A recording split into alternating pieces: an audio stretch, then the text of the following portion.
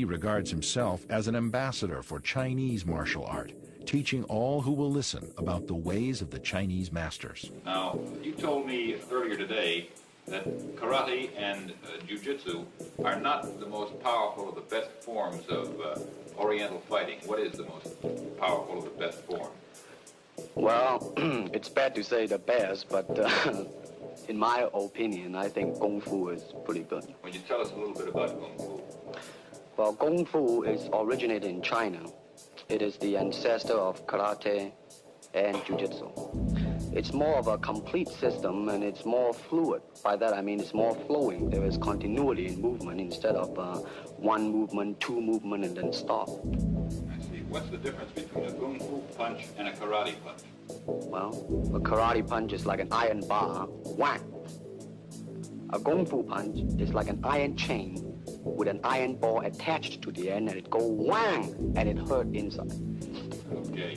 Lee has studied a system of Chinese Gung Fu for the past 9 years called Wing Chun, and is considered one of the art's most talented and articulate exponents. His teacher in this art has been an elderly Hong Kong Chinese master by the name of Yip Man. Despite his proficiency in this style of Gung Fu, his study of philosophy has caused him to question. And now he begins to question why most martial artists, Chinese and otherwise, seem more concerned with preserving tradition than with looking more deeply into the matter to penetrate through to the ultimate truth of martial art. Moreover, Lee has begun to develop his own method of Gung Fu, which he describes as non-classical in nature and which takes as its core the principles of economy of motion, simplicity, and directness. All right, for instance, you will read it in a book, in a magazine and everything, that when somebody grabs you, you will first do this, and then this, and then, and then, and then, and then, thousands of steps before you do a single thing. Of course, these kind of magazine would teach you to be feared by your enemies and admired by your friends and everything. But in Kung Fu, it always involves a very fast motion. Like, for instance, a guy grabbing your hand. It's not the idea to do so many steps. Step him right on the instep. He'll let go. This is what we mean by simplicity. Same thing in striking and in everything. It has to be based on a very minimum motion so that everything would be directly expressed. One motion, and he's gone. Doing it gracefully, not to go, yelling and jumping all over him, but to do, excuse me. Both the American and Chinese martial art communities resent his iconoclasm. For such a young man to stand up against thousands of years of tradition and venerated authority is considered a direct threat to the status quo and its entrenched power base.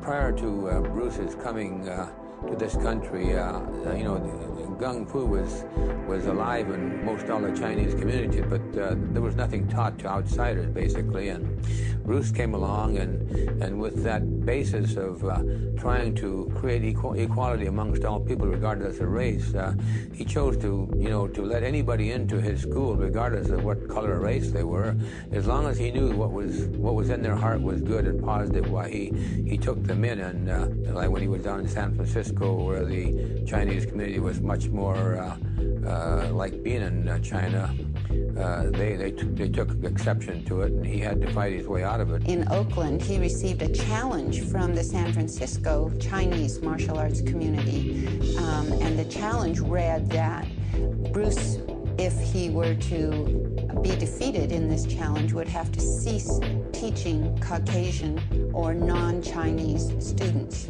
And the Chinese martial artist came over from San Francisco to Bruce's studio in Oakland, and a very formal challenge took place. I was present there. In fact, I was 8 months pregnant with Brandon, and James Lee was there. And this fight with this Chinese martial artist lasted about 3 minutes. Consisted of a lot of running, where the Chinese martial artist took off and started running around the room, and Bruce was pursuing him before Bruce finally got a hold of him and took him down to the floor and made him give up. And After the challenge ended, with the Chinese martial artists being soundly defeated and they all went away, Bruce won the right to teach anyone he wanted to.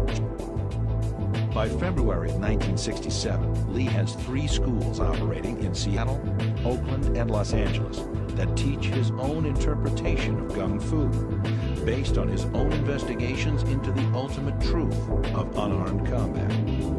However, by now the young man is openly critical of the traditions and limitations he sees as inherent in the martial arts as they're currently being practiced in America. He believes they lack a solid grounding in reality, consisting of rehearsed self-defense routines that are employed in predictable and patternized rhythms. He notes that real combat is spontaneous, not rehearsed, and is made up of irregular or broken rhythm that a martial artist cannot anticipate, only respond to. Even the championship karate tournaments of the era are non-contact affairs, settled not on knockouts, but on an accumulation of points awarded for blows that never touch an opponent. A victory is determined by a team of judges who conclude which combatant would probably have hurt the other combatant the most had contact been allowed. Lee has no use for such styles of pseudo-fighting, which he calls organized despair and dry land swimming. Lee's criticism of the arts can be attributed in part to his background in Hong Kong, which consisted not of non-contact karate tournaments, but full-contact street fights and challenge matches fought on Hong Kong rooftops.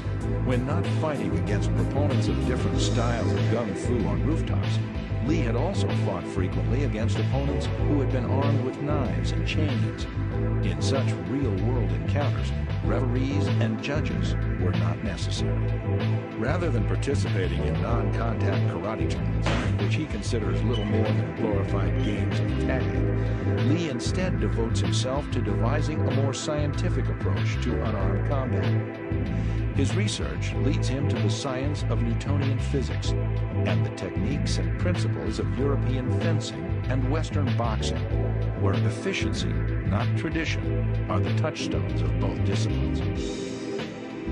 Lee's research causes him to understand that the only litmus test of a combative technique's worth is whether or not it can be landed effectively on an opponent. Anything that's ornamental is discarded from his style. He retains only those techniques that he himself has determined to be practical in real self-defense situations. Lee is the first martial artist in North America, if not the world, to have his students don boxing gloves, headgear, and body protectors and spar all out. Nothing is rehearsed, no punches are pulled, and full contact, reality-based martial art is the order of the day. In 1967, Lee introduces the concept of full contact sparring at the International Karate Tournament in Long Beach, California.